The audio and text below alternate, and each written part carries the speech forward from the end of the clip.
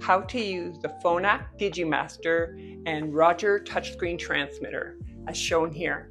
Place the speaker near a power outlet where any other objects in the classroom do not obstruct it. Turn the DigiMaster on by toggling the on-off button at the bottom. To turn on the touchscreen, press and hold the side button. A green light will flash.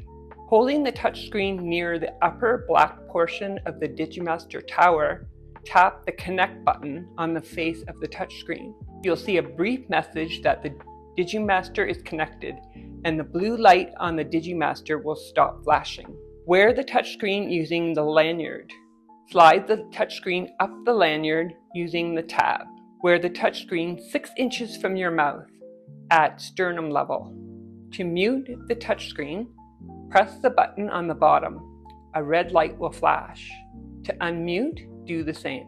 There are other icons and features on the touchscreen, but the only ones you'll need for day-to-day are the on-off button, which you'll also use to wake up the screen when it's going to sleep, the Connect icon, and mute and unmute.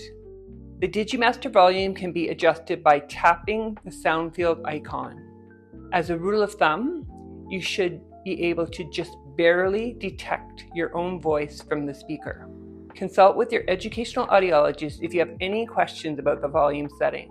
If you have a student with hearing aids or cochlear implants, seat them away from the DigiMaster speaker. They will hear the signal wirelessly through their hearing aids or cochlear implant receivers. It's a good idea to check the connection every morning so that you can ensure that everything is working properly. Tap the Connect icon while holding the touchscreen transmitter close to the student's ear. For a successful connection, you'll see a brief message saying the Roger receiver is connected. Charge the touchscreen every night. Be sure to turn off the transmitter before charging. To charge, plug the charger into the bottom.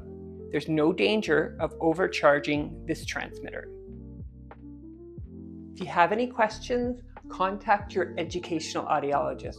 We're happy to help.